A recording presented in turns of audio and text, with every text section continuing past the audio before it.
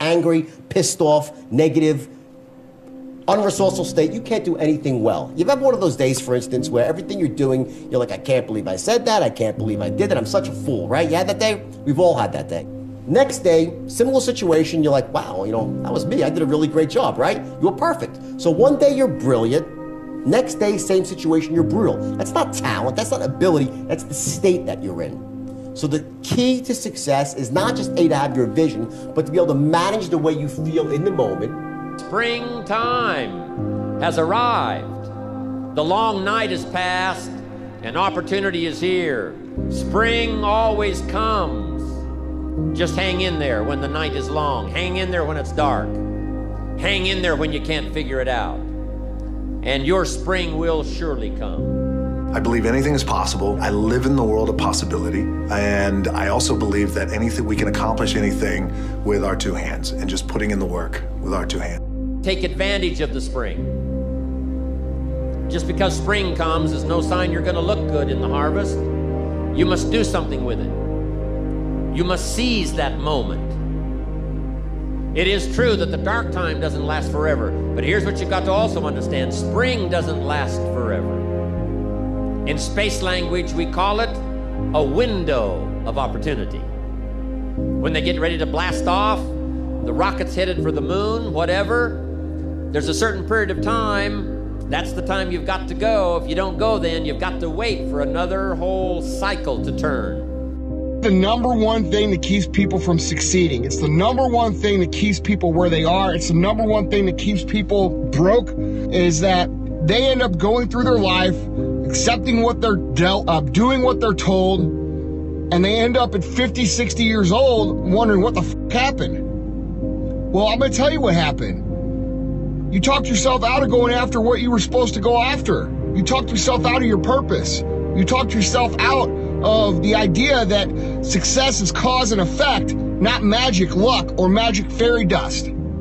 That's what happened, and that's the number one thing that keeps people from succeeding. It's the what-if story that they tell themselves over and over and over again as to why they can't move forward and other people can't. Why, if they do the work, it still isn't going to work out. Success is easy, guys. It's easy. It's making a plan and executing the plan every day. It's that easy. It's that easy. I'm asking you to take advantage of it. Tell the story. Pass out the literature. Make the calls. Conduct the meetings. See the people. Grab and seize this opportunity like you've never seized anything in your life before to make something remarkable of it. Take advantage. Don't be lazy, especially in the spring. Don't be distracted, especially in the spring. And right now where we are, it's more challenging than ever before. But unfortunately, we don't get an education on what is it we need to do to develop a level of self-awareness and inner strength and mental resolve. So when things happen in life, and they're going to happen, we can deal with it. We need to be reminded every day. When you've been marginalized, when you've been dismissed, when your sense of self has been destroyed, when systems have been put together to deny you access for years, you've been hitting your head up against the wall again and again and again and again. After a while, you become conditioned. And you believe where you are, you believe that that's it. You were born into that conversation, that becomes your reality. In order to get out of that and create a new reality for yourself, you gotta be hungry. That's why I wrote the book, You Gotta Be Hungry. I had this mindset, I know I'm different. Because I never, ever accepted that I was supposed to be poor. Even though I was living in poverty. We were poor, but I didn't know it.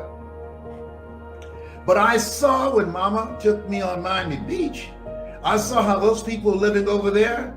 And when we came across the Venetian Causeway and how we lived in Overtown and Liberty City, I said, That's where I want to live. That's the kind of life that's appealing to me. I was not willing to settle in my environment. There are a lot of people that have settled. There are a lot of people who've never been anywhere. Do you know only 15% of Americans travel? Only 15% ever been anywhere. I want to travel around the world. I created a life. See, you want to create a life. I want you to write this down. Create the life that you desire. Why? What are you talking about? We have the ability to do that. We've been indoctrinated, not educated. Educational curriculums are created by manufacturers. People have been produced, mass-produced to work in factories. Hey, you have a superpower. You know what it is? It's you. Regardless of what you're going through right now, if you're going through a foreclosure, if you lost your job, you're going to be evicted, regardless of all of that, you are the power. You are the money. Anything that you've lost, you can get it all back. And so you can't be casual about this. You are the power. You got the power in you to do more than you can ever begin to imagine. I've seen people who just would not be denied. Byron Allen, that name probably don't mean much to you, but I remember when he first started out, he was trying to get a night show on television. Now this guy's a billionaire. A billionaire. Byron Allen, check him out. I saw him. He just refused to be denied. As you look at yourself, look at your life, don't look at your situation. You look at where you're going. You look at yourself. Do some hard searching in yourself and say to yourself, this is not me. And decide to take your life in another direction. Don't change your decision that you can have a better life. No, don't change that decision because some obstacles have been set in your path, because you've had some failures and some disappointments and some setbacks. No. And right now, where we are right now, this is a time that challenges you.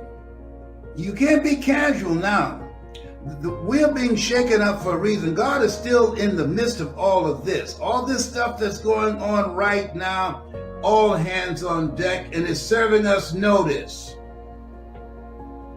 If you're going to make it through this time where you are right now, you got to step it up.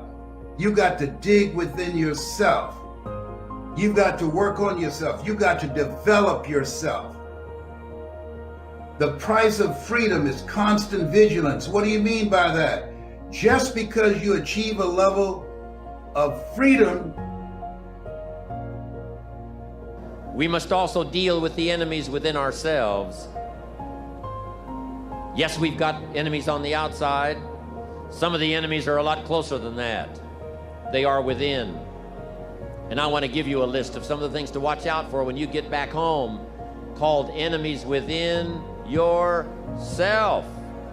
Here's the first one: indifference. Whatever you do, practice not being casual. You've got to shake off sometimes the lethargy that would say, oh, well, maybe it's not going to work for me, or I'll just go along and see what happens. I'm asking you, whatever you do, the intensity that you've gathered up here during this extravaganza, I want you to take this same intensity home with you. Don't be casual. Casualness creates casualties. Go home with a renewed intensity. Don't let indifference take over. Here's the next one: indecision. Someone's mentioned it a couple of times on this stage. They've had to deal with it. You've got to deal with it. Indecision is called the thief of opportunity. Make decisions even if it's a wrong decision. Do the very best you can, make a decision and go with it. If it doesn't work out because it was a wrong decision, I'm telling you, that gives you experience now to make a better decision. Here's the next one: doubt. We've all got to deal with the enemy of doubt. Cynicism has a unique way of crowding in on all of us. Being cynical about the government, being cynical about banks and money, being cynical about society, being cynical about the past, cynical about the future. I'm asking you, don't let that disease grab you by the throat. Yes, it's easy to doubt that it can happen. It's easy to doubt. We've all got fears that want to crowd in. And here's one of the worst ones of all, and that is to doubt yourself. Don't doubt your own ability. Don't doubt your own strength. If I can make it, you can make it. Next is worry. I mean, you know, you got to worry some. But here's the clue. Don't let it conquer you. If it's 2 o'clock in the morning and your daughter's not home, yes, you've got to worry. If you're in New York City and step off the curb and one of those yellow taxis is coming, yes, you better worry. But mark this down. Let worry alarm you, but don't let it conquer you. We all need to be concerned. We all need to be concerned. If there's enemies around, we need to be concerned. If it isn't going well, yes, we need to be concerned. But I'm asking you to let it concern, let it touch you, let it alarm you, but don't let it conquer you. Take all of the worries you've got and try to drive them into the smallest corner you can possibly find. If you don't, worry will be like a mad dog loose in the house. It'll have you in the corner. So whatever your enemies are here, drive them into a small corner. Here's the next one. Over-caution. Hey, in the spring, if you're too cautious, you never will plant the seed. If you're too cautious, you won't take the chance. If you're too cautious, you won't step out front. If you're so cautious, you probably never would have done your first meeting. Make this note. You got to take a chance. Drive your tendency to be too cautious. Drive it into a small corner. Yes, you can't be gullible. No, you can't go for everything. Yes, you've got to be careful. Yes, but don't be so cautious that it paralyzes you. Don't be so cautious that it restricts your chance to do better. See if you can't conquer that. Here's the next one. Pessimism. Yes, there's the dark side. Yes, there's the problem side. Yes, there's the difficult side. But I'm telling you, it's not the only side. Yes, the glass is half empty, but it's also half full. Yes, there's the dark side, but there's the light side. Yes, the night comes, but so does the day. I'm telling you, don't be afraid of both sides, opportunity and difficulty, chance and danger. Learn how to handle it all. Now here's the last one. When you get back home, you've got to deal with it. I have to deal with it. We all have to deal with it. And that's complaining. Yes, there's room for a legitimate complaint. Yes, there's room for a legitimate business complaint.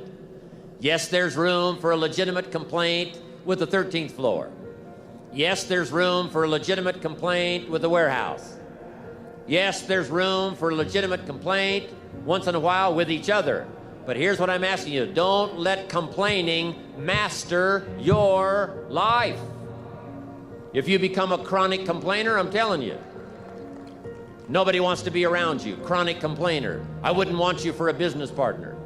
Don't let complaining conquer your life. See if you can't drive it into a small corner. That's the season of summer. Nourish your values like a mother and fight your enemies like a father. Even if you have to fight the enemies that are within yourself. Make this note. Don't become a victim of yourself. It's possible to become a victim of tragedy. It's possible to become a victim of gossip. It's possible to become a victim of the things that happen out there, but here's the most important thing. Don't become a victim of yourself. Forget the thief in the alley that's after your purse.